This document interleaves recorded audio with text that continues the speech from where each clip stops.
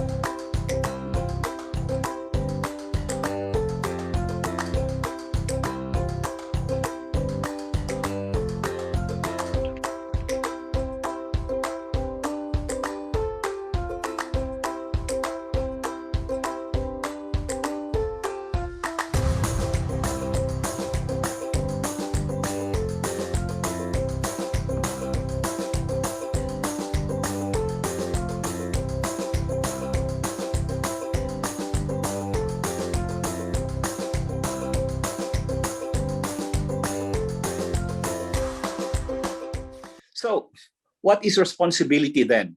Responsibility is our choice to be willfully ready and reliable in leading ourselves in all endeavors and challenges to accountable success diligently. Well, that was a mouthful, no?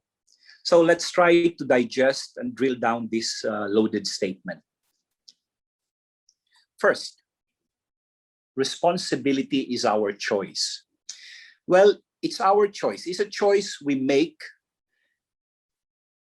whether, for example, to be attentive to our children's needs, whether to be conscientious perhaps in our workplace, or whether to be mindful of the plight of those less fortunate. It is simply taking ownership of your life because you are not coerced by somebody else to do it. It is also acknowledging your own hand in shaping your destiny. It is not victimhood, because it is not blaming others or circumstance for your situation. So you keep on hearing people sometimes blaming other people, blaming the circumstance they're in for what they are.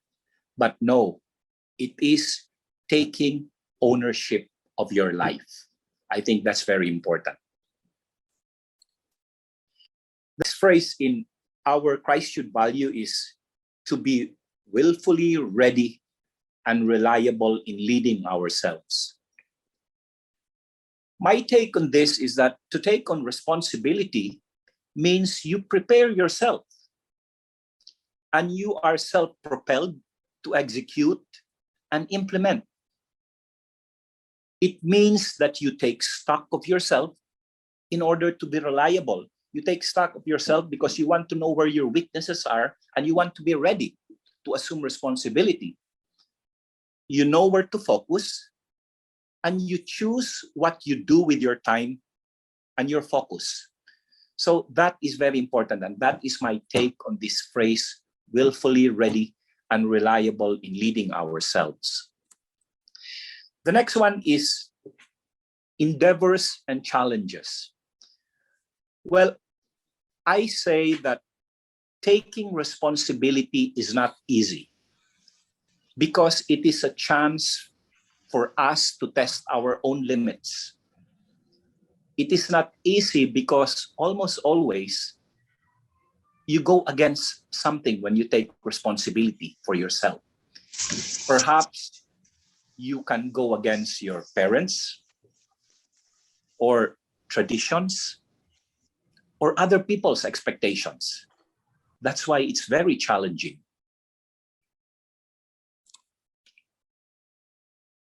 Then the next phrase says accountable success. Accountable success for me means taking ownership of your own behavior and the consequences of that behavior, as accountability arises from responsibility. Let me repeat.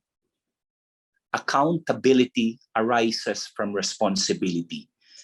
This means that if you are responsible for something, then you are accountable for that something.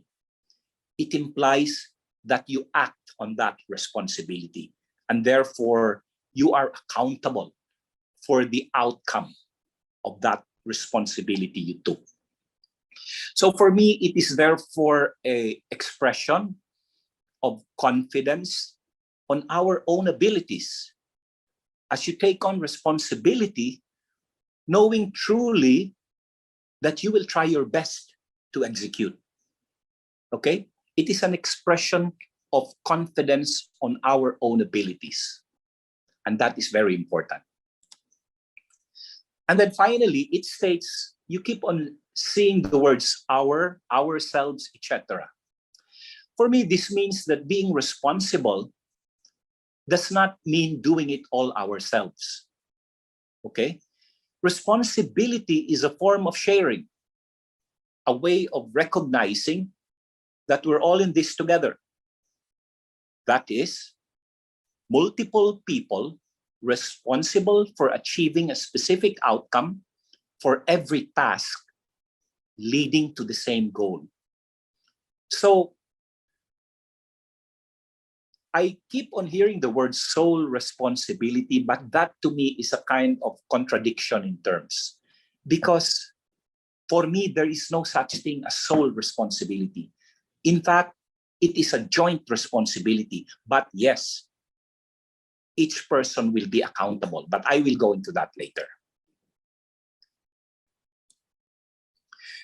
So my presentation today is we look at the three aspects of responsibility, which I think is very applicable in our case.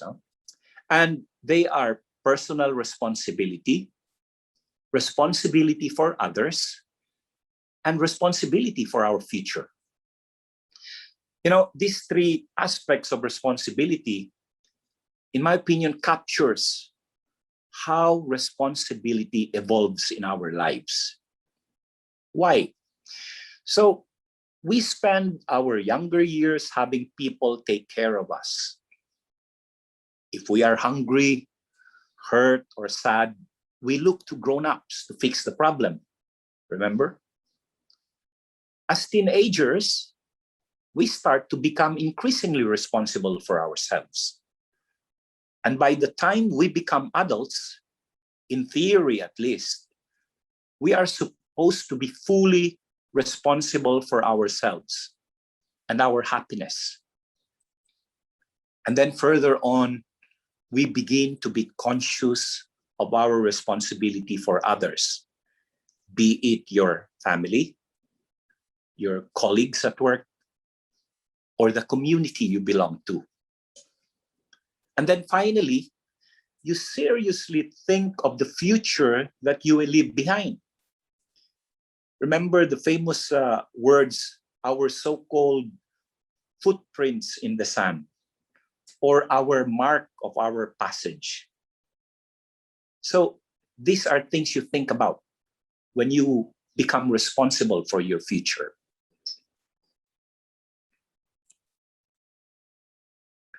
So let me start off with the first one, personal responsibility.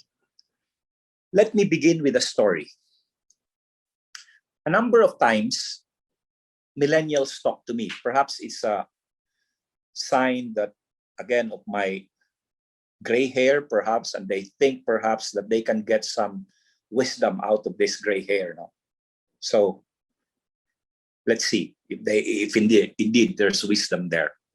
But also, I have children who are actually millennials and working now. So we talk a lot about these things, no? So typically in my conversation with millennials, I ask them, what do you do? They answer, I do this, I do that. And then I ask, why do you do that? Oh, it's an easy job. It gives me my paycheck. So I'm good.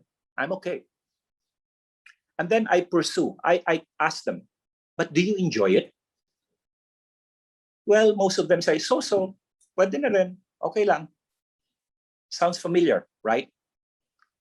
But, this story typically starts like this. Okay? A fresh graduate looks for a job, finds one with a company, but in his first year pa lang, he starts having doubts if this is the right job for him. But he says, anyway, first year pa lang, so I will stay. Second and third year comes, I still don't like this job, but anyway, I will continue. May sweldo naman ako, at nakakakain ako, at may pang-inom pa. And then fourth and fifth year comes, and he says, I really want to do something else. Or perhaps baka mag-advanced studies ako, mag-masters ako, whatever. So on his sixth year, he says, I still don't like this job, pero nandito na ako. Kailangan ko ang pera para suportahan ko ang aking pamilya if he's, let's say, married by that time. Or perhaps he says, I'm too old to study. Or sayang naman, nakaipon na ako ng 6 years for my retirement. Or baka wala nang tatanggap sa akin sa ibang trabaho.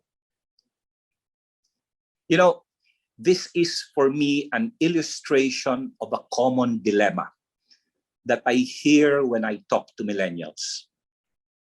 They tell me that they are not happy with their work because they don't do what they want to do, and people or circumstance are pushing them to do the other way against their will. And they think and believe they have no choice. Again, let me repeat that. And they think and believe they have no choice. Sounds familiar, right? This is my take of the story. On that 6th year, he does have a choice. It's either to continue and therefore suffer in silence and be miserable, and his performance suffers, his work team will be affected, and the company suffers. That's one choice. However, that to me is not owning your life. Because at this point, a lot of people think they don't have a choice and need to continue. Hold on. But you do have a choice, except that the choice that you don't want to think about is a difficult choice, and that is to look for another job that you like and enjoy. It's difficult. Why? It's difficult because, as I said earlier, you might disappoint your parents, or you will start again from the bottom of the corporate ladder, or it may impact your income, etc. But if you decide based on those external factors, that to me is not owning your life. Owning your life means you have to make those difficult choices. You know what's right for you, and you know that your current job may not be right for you. However, let me, word of caution, I am not saying that the job is wrong. What I'm saying is it's not the right job for you. So for me, personal responsibility is taking ownership of your own choice and the consequences of that choice. It is making a say in your life because it is your life. You cannot blame anybody else for what happens to your life because it is your life. Very interesting for me is when we start taking responsibility, this is what typically happens, no? When people start taking responsibility.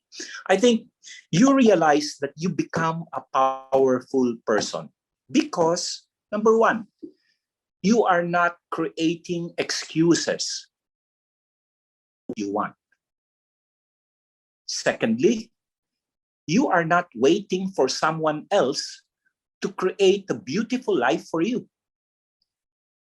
Thirdly, you are taking action to create the life you desire. In other words, your life has a purpose. I remember a few weeks back, one of our speakers during our Wednesday sessions said it very well. He said that there are three things that really makes a person happy. And you know what his number one thing that he said was, your life has to have a purpose. So para sa akin, this is swak na swak ito. In our case, because taking responsibility gives purpose in your life. And that is one of the things that will make a person happy. And then finally, taking personal responsibility gives you an opportunity to build relationships that are based on trust. Let me repeat. It creates an opportunity to build relationships that are based on trust. Why? Why is that? For me, it's simple, no? Because if you take responsibility, hindi mo na kailangan yung mga SOPs, hindi mo na kailangan yung mga penalties or mga disciplinary actions in order for people to take the responsibility, because you know that when a person takes personal responsibility, he will do it. So hindi mo na kailangan yung mga SOPs na yan. Hindi mo na kailangan yung mga, disciplinary actions na yan, because you build a culture of trust with with one another. And that to me is very important in an organization. Of course, the opposite of taking personal responsibility is what we call the blame game, di ba? Blaming people, other people, or blaming circumstance for your situation. So let's ask, why do people engage in blame game? Why? For me, because taking responsibility for ourselves is challenging, as I said before. When we take responsibility for our lives, we can't just sit back and complain. No. Instead, we have to work to fix our own problems. I am sure you know people who always consider themselves as victims of circumstance. Diba? That's pretty common. Let me give you a very immediate example, no? Especially during this time of the pandemic, the COVID pandemic. No? It always begs the question of, how do people adapt to COVID? Are we taking responsibility for the outcome? Instead of blaming this pandemic for loss of job, perhaps, or loss of income, etc., is this an opening for new opportunities? Are you taking responsibility to adapt, to explore new opportunities? Because we certainly have those abilities.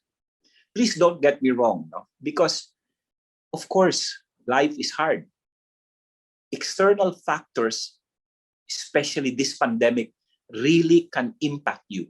And there is always the normal human response to say, look, it's because of this pandemic, ganito yung buhay ko, etc., etc. Yes, you can wallow in pity, or you can continue with your resentment, whatever.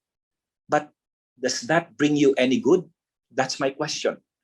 Or would you rather think positively and taking responsibility and really exploring and seeking, what can I do? I'm not saying it's going to be easy, but for me, the alternative of wallowing in self-pity, in resentment, etc., is worse than doing something about it.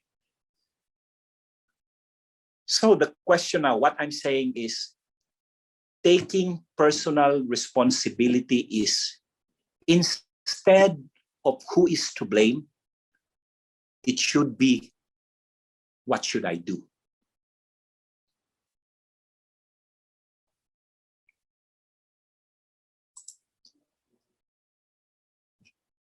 I think this slide may look familiar to you. It says your focus determines your reality, coming from Kwai Gonjin. Actually, in case you don't know, but I'm sure a lot of you know about this already, this is taken from episode 1 of Star Wars, no? The Phantom Menace. The Jedi, Kwai Gonjin, is giving advice to Anakin, who will be the future Darth Vader. Unfortunately, his focus led him to the dark side. Alam na natin yun, ano? I think our boss, Junang, should be very familiar about this, as he is a well-known fan of Star Wars. No? But going back to this message, more simply put for me, your life is full of choices. And what you focus on is a choice. It governs your whole reality. Being able to see that your focus have a direct impact on your life's events is what accepting personal responsibility is all about. Diba? Sabi nga natin, kung ano yung pinagtutuunan mo ng atensyon sa buhay mo, yun ang magiging istorya ng buhay mo.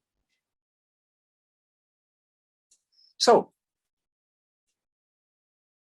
what is the effect to a person who is not taking responsibility? And this is really the result of studies made by psychologists, etc., by sociologists, and they always come to the conclusion that people not accepting responsibility really has a devastating effect over their mind and heart, because it will bother them. It will eat at you little by little.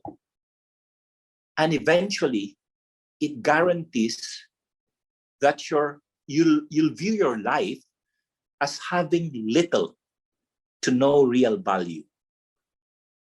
Again, back to the word purpose. No value at all.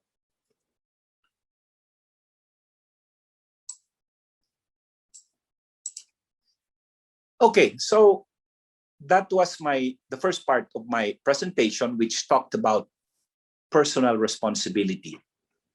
Let me go to the second aspect of responsibility, and that is responsibility for others. Earlier, I talked about owning your life, making a say in your life because it is your life, right? Well, sounds very liberating, right? I think this is a good place to start the second aspect of responsibility, and that is responsibility for others. For me, owning your life does not mean doing whatever you like without restrictions, diba? Because you go against becoming a responsible person if you do that. To be responsible is to be proactive in the world, to be sensitive to the interconnections or to the relationships that you have, and to be willing to do something constructive as a way of giving back. Hindi naman pwede yung personal responsibility na lang lahat, di ba? Hindi naman pwede yung rights ko na lang ang isipin ko all the time. You have to think of others also because you have relations, you have interconnections. Sabi nga nila, no man is an island, right? So, in a nutshell, I would say you have a choice, right? But balance that with thinking about other people as well. And that is the essence of responsibility for others.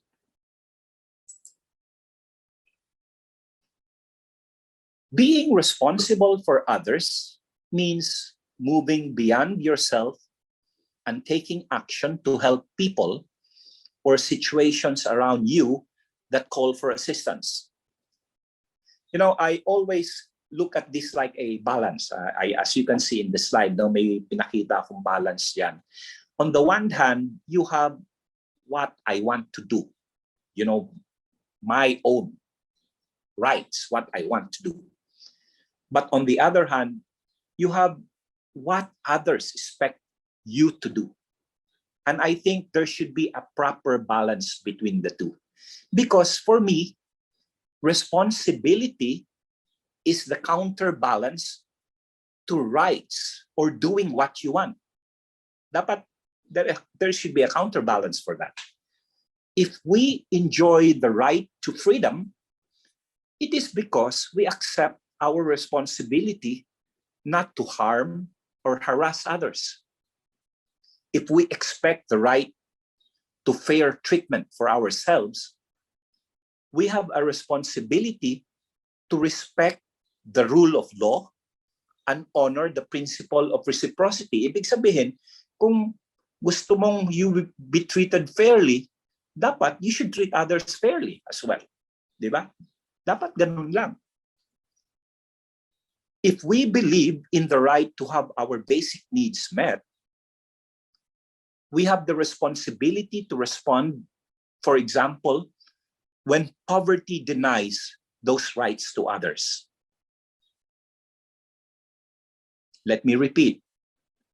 If we believe in the right to have our basic needs met, we also have the responsibility to respond when those rights are denied to others.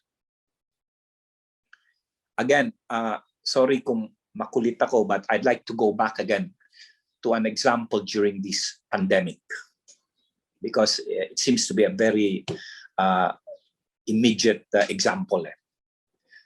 During this pandemic, we need to balance individual rights, for example, not to wear masks or not to physically distance on the one hand, and the health of the population on the other.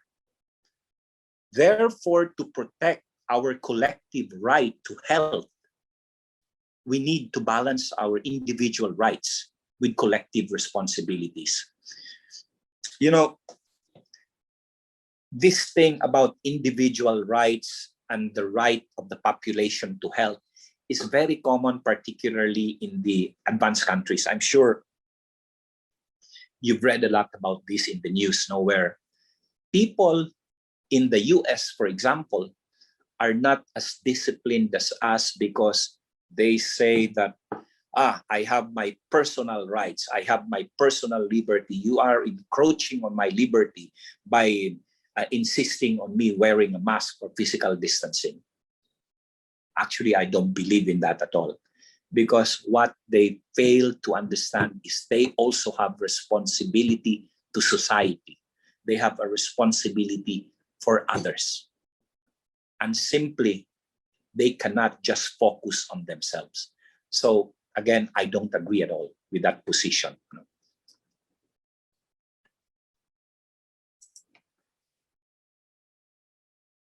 In my next slide, it says being responsible for others means you are committed, dependable, accountable, and caring about others. You know, when I talk about this, I always remember the story of the Good Samaritan. Because I'm sure A lot of you is familiar with that story. I think most of us have taken that during our catechism in grade school, no? But basically, para sa akin, having the intent to help is good, okay? But acting on that intent is much better. The Samaritan's intent did not save the wounded man from death. It's his actions that ultimately saved the man's life. He did not walk away just like the two men before him. He decided to do something.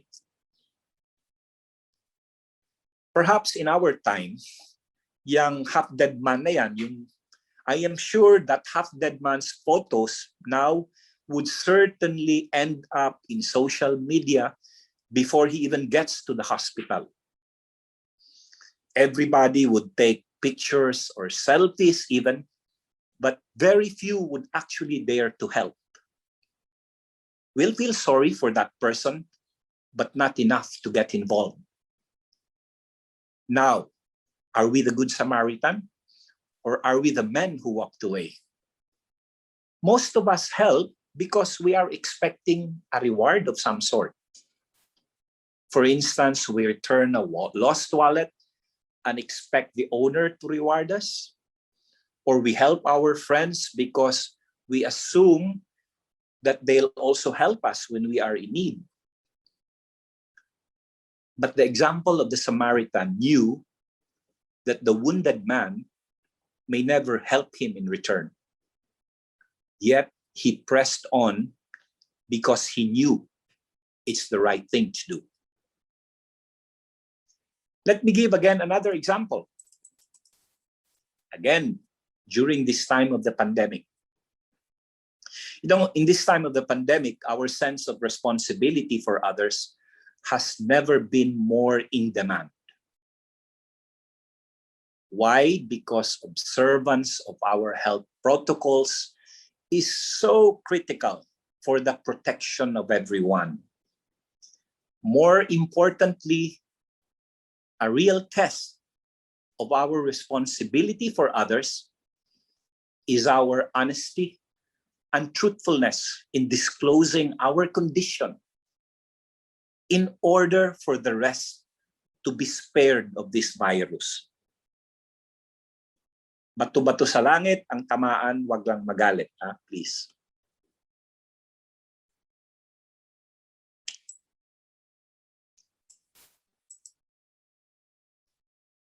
And then also, being responsible for others comes with a cost because you need to allot resources for those. As individuals, to be responsible for others means that you spend your own personal time, your resources, and even money for others, as the Good Samaritan did. But let's look at this on a broader scale. I cannot think of a better example than J&G as far as responsibility for others is concerned. Because J&G as an organization has included responsibility as a core value, and responsibility for others has found expression in our corporate social responsibility programs. So this means that hindi lang yung value system natin naka-frame in the walls of our offices, but J&G really found expression of it in our social responsibility programs. So a very good example for that is our assistance to Caritas and, for example, assistance to the LGUs during this time of the pandemic. And mind you, we're not only doing that at J&G level, but the photos I'm showing you here is also the assistance that EDU itself is doing to the community that we are serving. So I'm really thankful that we have a leadership in our company that does not pay lip service to our core value of responsibility. It is a real example of acting on an intent, which is really the essence of responsibility. It's not enough to say that you do it, that you want to do it, but you really do it and you act on an intent. You act on an intent. Let's go to our workplace because, as you know, we work in the office. So I think we can think of good examples on responsibility for others in the office. So in our workplace, for example, if you are a leader of a group, be it a supervisory or managerial position, I ask the question, are you helping your people to take responsibility for their work by ensuring that they have the resources they need to do their job? Are they properly trained? Do they have the tools? Are you helping them to develop and flourish? That, to me, is being responsible for others and acting on them by providing the tools, resources, the training to facilitate them taking responsibility. I think that is a leadership challenge for us. Word of caution on this, no? Because sometimes there are some people who take naman ang tawag ko doon over responsibility. Because, you know, there are certain things that really are outside of our control. And sometimes if you spend your time trying to control or change any of those things, you are practically wasting your time also, because there are things that you simply cannot change. For example, you cannot change other people, or you cannot change the weather or the economy, for example. So I think we should not feel guilty too much about those things, because you will only be frustrated. No? Sabi nga nila, let us not tilt on windmills, no? Because there are certain things that you simply cannot change and you have to accept. But anything that you can change that is within your control, by all means, practice responsibility. So finally, for my final slide on responsibility for others, I would just like to repeat what a certain Mr. Chavan said. Actually, this guy is a motivation speaker. No? He said, life is a balancing act. While we have all the rights to be in freedom, peace, harmony, and bliss, we do have a responsibility to ensure that others too enjoy their own freedom, peace, harmony, and bliss.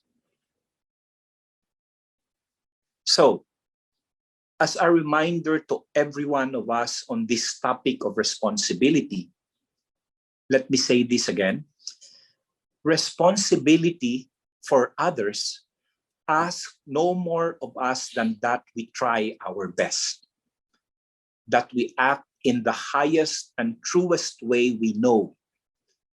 Because responsibility for others is not a guarantee of success, but it is a commitment to try our best. Let me repeat that. For me, responsibility for others is not a guarantee of success, but a commitment to trying our very best. So at this point, I'd like to proceed now to the last part, the last aspect of responsibility, and that is responsibility for our future. You know, I think it's normal for everyone that we think about our future, no? And a very good example for that is, of course, we want to think about the future of our children, of our family, etc. But again, as an organization, this is so important for us, as we need to ensure that we sustain, grow our company, if only for the next generation that will follow us. This may sound a bit dramatic, but it's true, no? So I can only share with you what we are trying to do in EDU again, no? Because that's where I come from. We take responsibility for our future by taking stock of our organization. We assess our strengths, our weaknesses, our opportunities and threats, and we take a look at our horizon and the blue ocean out there. After which, we try to understand our strategic choices. Finally, we focus on a few of those choices and we hold ourselves responsible for formulating our implementation strategy. We believe that responsibility for our future is a joint undertaking. It is not the responsibility of a single individual. Let me give you an example of taking our responsibility for our future. As some of you may know, our power plant in Iloilo is being operated and maintained by our Chinese contractor. So if you visit our plant there, you will see a lot of Chinese operators managing our plant. In fact, there is a little more than 100 of them there. However, we have decided that when their contract expires in August this year, we will no longer renew their contract and instead we will operate it ourselves. So magiging all-Filipino team na kami. And we had been very busy preparing ourselves for that the last 2 years, to take over in August. So what is our team doing to prepare ourselves for that? So what we did as leaders, it is our responsibility to integrate, equip, enable, and enhance. So what do I mean by that? So when we say integrate, basically what we did was we set the tone for the organization with our actions. How? By inculcating the sense of urgency, the accountability for deliverables, the need for coordination, the need for monitoring, etc. Because we know and we believe that it's not enough to state your intent, but we believe that actions speak louder than words. So in other words, we try to walk the talk. Next one is we equip our organization. We equip our organization by our people taking responsibility for their actions by letting them undergo technical and non-technical training. And we have been recruiting a lot of technical and non-technical personnel to eventually take over. And our people has been doing a lot of what we call immersion training of our personnel with their Chinese counterparts. And we believe that that is a way for us to equip our people to be able to take over responsibility in the future. We enable our team. What is meant by that? So enabling, we mean we set very clear expectations from the start. And in this regard, we use our balanced scorecard system. And we also enable them to measure their performance. And what we also have done was to upgrade our IT infrastructure by implementing SAP and ERP, because we feel that that will be very critical when we take over. And our guys have been very busy documenting all our business processes and SOPs, be it financial, technical, and non-technical. So we believe by doing this that we will make it less punishing for our people to assume responsibility if we have all of those enablers, as we call it. And then finally, we enhance. And that is what we mean by this is removing roadblocks and enhance our relations with one another that is built on trust. Because we try to define clearly our organization structures, our reporting relations, our staffing, and our so-called linking pins in our organization, and coming up with very clear job descriptions. So by doing all this, we hope to build a culture of trust, because we try to inculcate in every person's mind that his responsibility and accountability for his task is there and needs to be done. So the question now is, will all this guarantee success?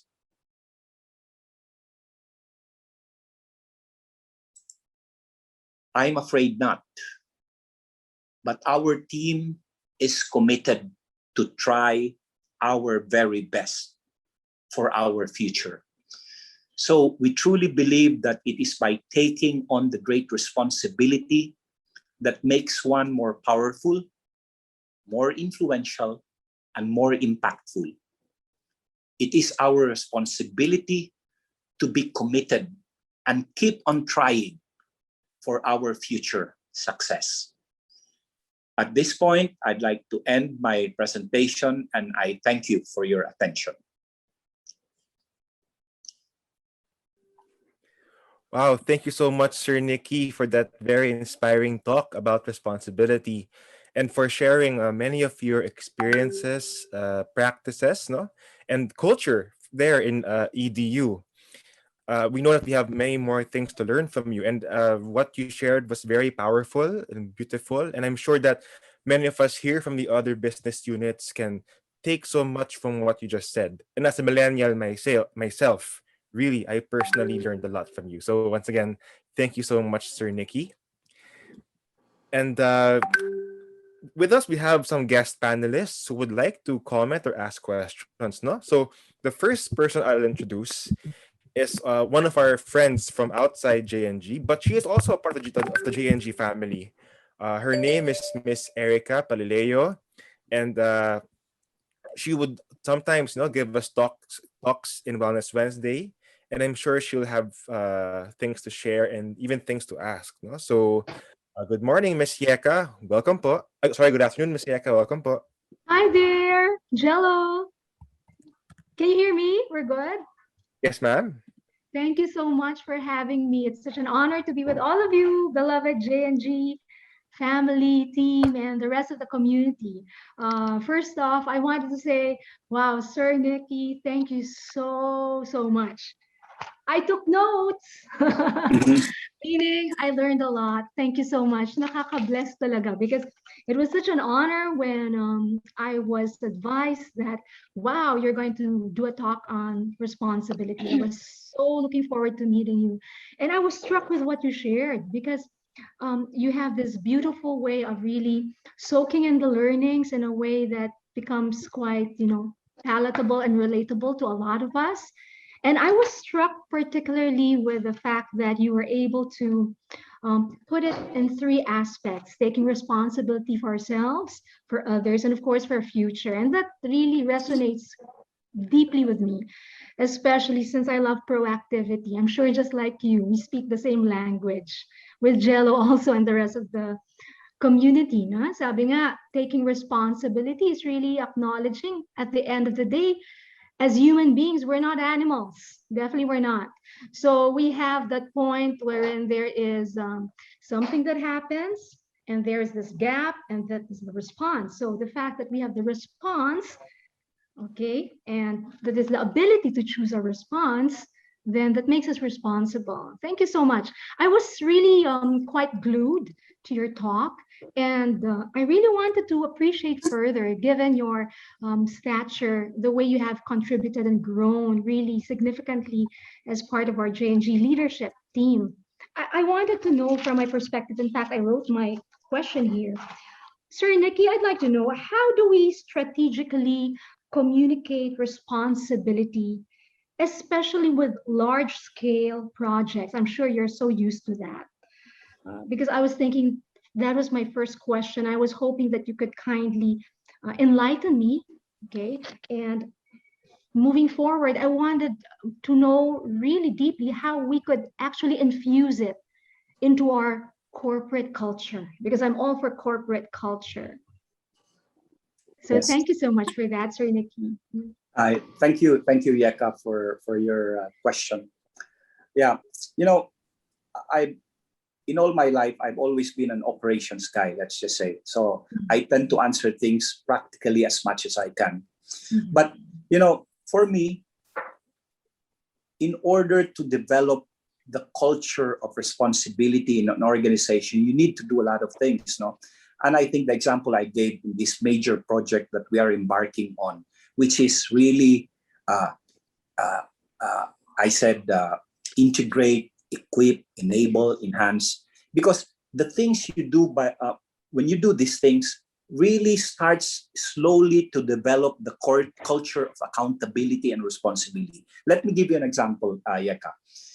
At the onset, before we even embark on all these things, we already tried to implement what we call the balanced scorecard system. I'm not saying you should do that, no, but the concept is it is a way for us to be clear in our direction, the goal of the company, and then we deploy this to the rest of the organization by them determining what they should do to contribute to that higher objective. That is very clear. So that is what we do. So that's very important for us. But the second thing we also do, Yeka, is it's not enough to deploy these things because you cannot make people responsible if they are not equipped in the first place, right? Yes. Almost always, deployment of responsibility is stymied or stalled because people simply are not capable to do it. So it is a leadership challenge, in my opinion, in an organization that leaders must make sure that their people is ready to take responsibility. How? Are they properly trained? Do they have the tools? Do they have, these kind of things? So that's what we try to do. Or do they have? Do we have the proper structure to do these things? So this is a lot, and I think, Yeka, I'm sure you're very familiar with what I'm talking about already. But what I'm just saying is, taking responsibility, be it personal or be it responsibility for others or be it responsibility for the future, is not going to be easy because it means you need to do a lot of things. That's why it's challenging, as stated in our credo. It's challenging, but responsibility, after all, is accepting the challenge and taking responsibility for the consequences of your action in taking the challenge. Again, let me repeat, it's not a guarantee of success. Taking responsibility is not a guarantee of success, but it's always a commitment to try our best. And that's what we try to do in EDU. I hope, Yeka, I answered your question, but that was a difficult question. Thank you so much. Sir Nicky, you answered it with volumes of inspiration. Yeah. Thank you very much. Thank you. Thank you. Thank you so much, Ms. Yeka. Again, your question and insights really deepened our discussion this afternoon. So thank you again, Ms. Yeka. And we look forward to having you with us soon in our next Wellness Wednesdays. Thank you, Cello. Thank you, Yeka. Thank you. Thank you, Sir Nicky. Up next, we have our regulatory compliance head from the EMU, Ms. Liza Tayag. Hi, Ms. Liza. Good afternoon. Hi, Sir Nicky. Good afternoon. Thank you for reminding us that truthfulness is a manifestation of our sense of responsibility, not just for ourselves, but for others as well. My question, sir, is somehow related to Miss Yeka's question. If I'm in the situation wherein I'm not fully equipped with the skills or the, let's say, trainings needed for me to be able to deliver my deliverables, how do I politely call the attention of my superior to ask for help? Okay. In answer to your question, how do I call the attention of your boss? As you said it very well yourself, Lisa, politely. Just say it now, because really, Lisa, no, I'm. It's a bit of a joke, but it's true, no. In any organization, for me, I truly believe in a very open communication philosophy, because for me, nothing is better than getting the feedback of people in the front line, because at the end of the day, it's the frontliners who know the issues, the problems, and what they need in the organization. So knowing what the organization needs can be done in different ways. For example, Lisa, we have of course, our HR department. And every year, it is a normal process that HR does what they call the training needs analysis, diba? So by that alone, HR will be able to determine kung ano yung mga training needs ng organization by talking to the different functional heads, by talking to the people, and they normally do that. Yeah. So that's why every year you come up with the recommended training program that our people should have. That to me is very important. But also, how do you bring it up to the top management? I think there's no better way than talking to your boss directly about it. Because if your boss is not open-minded about it or is not listening to it, I think it does not create a culture of trust at all. Because I trust a person telling me what the issues are at his department because I know he is not doing it maliciously. Di ba?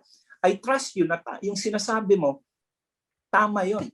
So for me, we really need to keep an open mind. Huh? We really need to have an open communication. That's important.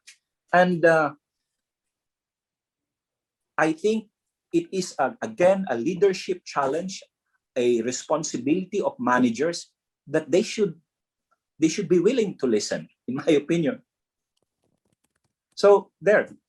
Kaya, I think you just simply have to bring it up with your superiors politely, as you said. Yeah, politely. Thank you, sir. By the way, Lisa, I think I can share with you what we do in our organization also. Regularly, it is a part of our, how do you say, procedures. So let's just put it that way. In fact, it's part in our balance scorecard. Now, for example, personally, conduct what we call a kamustahan session with all layers in the organization. And in that kamustahan session, we agreed as a policy that it will be a no-holds-barred discussion. Okay? No-holds-barred discussion, but it should be something constructive. We do not allow any personal criticisms in that open forum. So what we do, we open it up to different, we invite to the lowest to the highest layer. People are represented there. And then what we do is that all the discussions there are minuted. Sometimes I cannot answer it right then and there because I need to check with my functional heads. No? But there is a commitment that if I cannot answer it on that venue, it is a commitment that I will get back to you. Kasi naka-minutes yun. So I make sure that all those pending questions that were not tackled, that were not answered, we will go back to the person that raised that question. And we're doing that. We've been doing that since the last 2 years already, I think. Thank you, sir, for sharing. Thank you, Lisa. Thank you. Thank you so much for that, Ms. Liza. And ako po, first-hand experience nung sinasabi ni Sir Nicky ng mga activities namin sa EDU. And with that, may I call on our next panelist to share her insights or if she has questions, Ms. Grace Tembrevilla, the Marketing Sales Assistant of PDU. Ms. Grace, good afternoon. Hi, Sir Nicky. Good afternoon po. Hi, Grace. Sir, yung question ko is same lang with Ma'am Lisa, no? Idudugtong ko lang po, ano pa po yung ibang paraan para mapakita sa subordinate mo yung support dun sa concern nila being responsible leader po? Okay. So, I already gave you some examples earlier, Grace, but let me continue with other examples, no? Because I think the question earlier about communication, I think that's very important, Grace. I can't overemphasize that because only that way, if there is open communication, will you be able to know exactly what is happening? Okay, really, what is happening down there, what is happening at the front lines, as we call it. So that's what we strictly do now. And then we also try to make sure that we have our, how do you call it, performance evaluation system. Kasi di ba sabi ko, Grace, merong kaming balanced scorecard where every year, each person in our organization documents their objectives and their responsibilities, ano yung gagawin nila para makakontribute sila doon sa higher level objective ng organization namin. So each one of us does that. And then every year, in fact, twice a year, mid-year and end of the year, we do our performance evaluation per person. And during this evaluation sessions, Grace, there is a one-on-one talk between the superior and the subordinate. And almost always, we make it a point that we should also solicit, we take the opportunity to solicit the feedback of the people. Okay? Kung ano yung, what else can we do? What trainings do you need? What developmental trainings do you need? Or what support can we provide for you? Because always, our objective is for them, sabi nga namin, for these people to be able to take on responsibility. Again, Grace, another thing that I'd like to share that this might be a bit controversial. When you assign responsibility kasi to people, for me, as I said, it's not a guarantee of success, right? I said that all the time, which means to say, sometimes it fails. When people take responsibility, lalo na kung bago sila, minsan, let's face it, papalpak siguro yan. Sometimes, I mean, it's normal. So, para sa akin, there must be a culture of acceptance of the fact that sometimes people fail. Because otherwise, if you penalize them if they fail, that's the end of it. Diba? Matatakot na yan. So, we keep on saying, look, yes, we will allow failures because that's part of the game. But let's just make it a point and let's try our best. Now, it's not repeating the same kind of failures. Simple as that. But there is, for us, a culture where we can accept failures because that is the fruit of making people responsible. Otherwise, kung ayaw mong tumanggap ng failures, ikaw nang gumawa lahat ng trabaho, di ba? wag mo na ibigay sa tao mo if you're not confident, if wala kang trust sa tao mo. That's why doing these things for us is encouraging a culture of responsibility. I hope that I answered your question, Grace. Yes, sir. Thank you po. Thank you so much, Miss Grace, and of course, Sir Nicky. And we have one last panelist for this afternoon. We have Miss Karina Nicolasora, Corporate Account Assistant from the PDU. Hi, Miss Karina. Are you there? Hi, ma'am. Hi, sir. Good afternoon. Good afternoon. Good afternoon, Karina. Thank you for sharing your thoughts, Sir Nicky. Bilang bagong empleyado po, yung responsibility po na magbigay ng initiative sa work to take action, I think mahalaga po. Ano po ang may papayo niyo sa aming mga bagong employees? Karina, as I said, I think you can, especially if you are new in the organization, malinaw naman siguro kung ano yung nakalagay sa job description when you are hired, no? What is expected of you. So I think you can start off with that, no? Just making sure that you are complying with the requirements of your job based on your job description, and that was what was discussed with you during your recruitment process, no? But as you stay longer with the organization, Karina, I think it is also important na sabi nga natin, if you feel that what you are doing is not sufficient to be able to really contribute something to the organization, by all means, you take it up with your HR, with your boss, that tell them that, look, I think I can do much more than this. So I want to make it clear na I plan to do this, and this should be considered in my.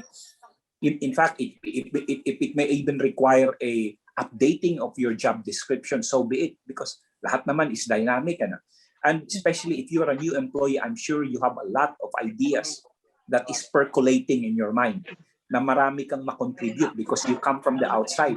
Wala kang baggage na dala-dala na bawal dito sa organization. I think you have to be a bit more sorry for the word, Karina, aggressive.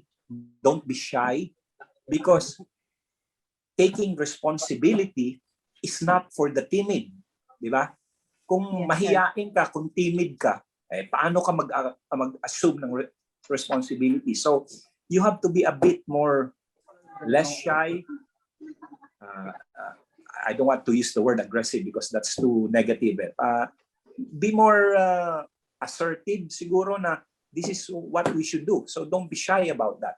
But do it diplomatically. Because maganda yung, especially if you are new, I am sure you have a lot of ideas with you that you are getting from the outside that I think the organization, the internal organization can benefit from. So yun lang. So taking responsibility is not for the timid. Go ahead with it. Go for it. Thank you very much, sir.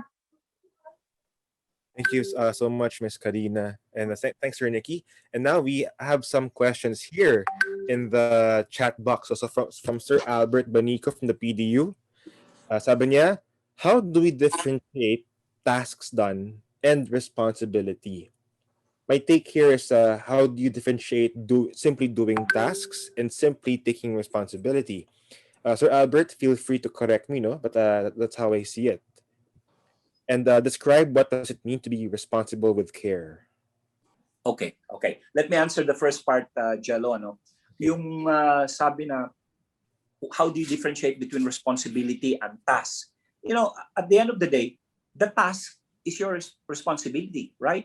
The task, the completion of the task is your responsibility, especially if it is assigned to you by your boss, by your superior, and it is part of your job description, for example.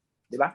So responsibility is your task. I think I said it somewhere that taking responsibility means that you do your tasks that will contribute to the attainment of the higher goal in your department, let's just say.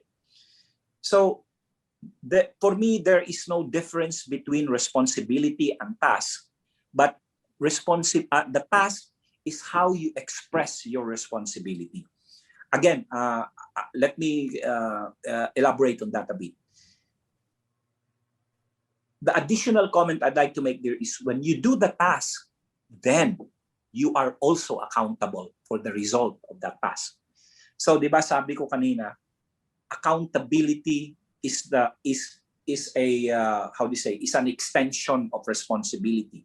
Because at the end of the day, if you act on your responsibility and that is by doing the task that you are supposed to do, then you are accountable for the result of that task. And that is where I connect the two. Now, regards your second point, the second question is, ano yun, Jello? Ano yung second one is? Sabi po niya, sir, describe responsibility with care. Okay, responsibility with care. I think I can only answer that by the second part of the second aspect, no, responsibility for others. Because obviously, you should not only think about yourself. You have your rights, fine. But you have to think of others also. Diba? So, are you making sure that while you enjoy your personal rights, it is not impinging on the rights of others? If you do that, then for me, that is responsibility with care. I don't know if that answers your question, but yeah, that's the way I look at it. No, responsibility with care simply means responsibility for others, and you do not only think of yourself but also think of others. No, kasi hindi naman pwede lahat sa iyo na lang, di ba? That's why we live in a society. That's why no man is an island, di ba? Correct, sir. No. So thank you very much for that, sir. No, especially when you stressed responsibility for others and how important this is for leaders, managers, supervisors of any kind. No, so thank you, especially, sir. Hello. Yes, sir. Especially, I'd like to. Sorry, it just occurred to me. Yung sabing responsibility with care. What could be better example than this COVID again? No, that is if you practice responsibility during these times. particularly by observing the health protocols, etc., etc., then I think that is a very good example of responsibility with care, because you care for the health of your colleagues, you care for the health of others. Right. Okay, thank you so much, Sir Nicky. And we have another comment here from someone also from the EDU, Miss Chrissy Victoriano. So Miss Chrissy said, "Hi, Sir Nicky, wonderful talk, amazing. Just wanted to ask you po, you mentioned in your talk that it is the responsibility of leaders to foster a culture of responsibility. With that said, how important is fostering critical thinking among people versus blind compliance in fostering responsibility at the grassroots level?" Yeah, Chrissy, that's a difficult question. Huh? A good one. but really, I think when you take personal responsibility, kasi for me, Chrissy, is it goes without saying that kaya nga sabi natin mahirap, di ba? It's not easy to take personal responsibility because it is challenging. Let me just repeat what I said. I'm looking for that slide because I really want to answer you well there, Chrissy. Okay. Kaya nga sabi ko it's challenging because una,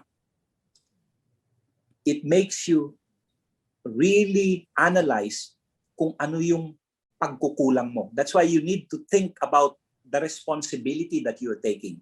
Di ba? Mga pagkukulang mo, what you need to be, you need to be ready, to be willfully ready and reliable. By being willfully ready and reliable means that you have to take stock of yourself. And when you take stock of yourself, that is critical thinking, in my opinion. Because you critically look into yourself and you self-criticize yourself honestly and truly. Na, what do I need to do to be able to take this responsibility? I think, Chrissy, that is very important. And I'm not saying na, oh, if that is the case, so kung being self-critical, are you saying na hindi na pwede yan sa mga tao that who will just do the things that they are instructed to do? No, of course not. Because every one of us has a God-given faculty to be able to critically think for yourself, di ba? I think every one of us has that faculty. Siguro, it's just a matter of extent na if you are, for example, no offense to our people, like the messenger natin, messengers, they can think of a way how to make their job easier, how to make things more, how do you say, economical, how they can contribute to the company or to the organization. I'm sure they can always think of good ways to do that. A supervisor can think of a way how to make his job better. Kaya I don't totally agree with your statement, Chrissy, that comparing some people who just follow the things like a robot. Because, again, each one of us has a faculty given by God to be critical thinkers. Anyone can do that. Now, it's just a matter of attitude. Are you taking kaya sabi ko sa personal responsibility. There are some people simply that don't want to take personal responsibility because it's difficult, it's challenging, and perhaps being a critically thinking about yourself is difficult for some people, di ba? Or they're just too lazy to do it. So if you belong to that group, I think you have to accept the consequences of that. Meaning to say, wag kang magreklamo if you're not happy with your job. Simple as that. Wag kang magreklamo kung hindi ka ma-promote, di ba? Because you decided that was your choice to be like that, and therefore you have to accept the consequences of that choice. Yun lang. I hope I answered your difficult question, Prisia. You did very well, Sir Nicky. Thank you so much for your for that answer. There's also a comment naman here. Ang sabi ni Sir Alfie, my rights end where yours begin. Yeah. Well said. Well said. Well said, Alfie. Then the person manning this, the host of this session said, Responsibility drives results. Responsible workers are more engaged and hold themselves accountable to deliver results. Responsible leaders create environments, correct, which cultivate high performance teams, which in turn deliver quality results. Ayun. So again, no, very, very striking how the responsible leader is someone who not only does his or her tasks well, they are enablers. They allow people, their teams, to be independent, to allow them to grow. No? So thank you for that, Sir Nicky. That's why sabi ko nga, Jello, is a leadership challenge for all of us. Di ba? Correct. Kasi it's easy to tell your people, be responsible, be responsible. Hey, Yes. are you doing your part to make Yes. to make me assume responsibility? Ganun lang yun. Correct, sir. Correct. And those kinds of people make the best mentors. No? Oh, Sir Alvin, also from EDU, said, responsibility drives critical thinking. Minsan nga, napapaginipan mo pa. Okay. Alvin, pag-isipan mong maigi ang takeover mo in August, ha? Alvin is the head of our operations, VP for operations namin yan. Pag-isipan mo ng maigi yan. Mukhang from experience, sir, I think he's already dreaming of it na. So, sige sir. Thanks, Sir Alvin. Okay. So once again, I'd like to thank all our panelists for your insights and questions that deepened our discussion. No? Our people here who asked questions and gave comments. And of course, to you, Sir Nicky, personally, it's the first time I've heard you, give a talk like this. And after hearing you now, I hope it will not be the last time.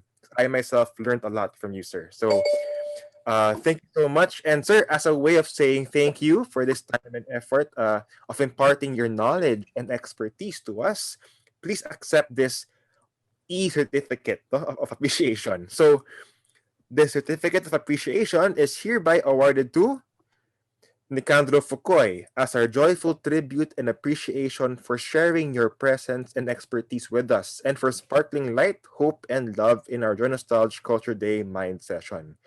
May you always continue to be the light that sparkles and shines ever so bright, creating moments of happiness and memories of hope for others. Spark joy morever, awarded this 8th day of April in the year of our Lord 2021. Signed, Jocelyn Labrador, Chief Executive Officer of the Resource Management Unit, and Jacinto Sinang Jr., Group Executive Officer of the Joy Nostalg Group. So once again, Thank you, Jello. Thank you. And thank you for allowing me to share, some of my thoughts on responsibility. And I hope we learned something about that. Thank you very much for your time. Learned a lot. So thank you so much, Sir Nicky. So always stay safe, sir. Take care and God bless you. Thank you. Thank you.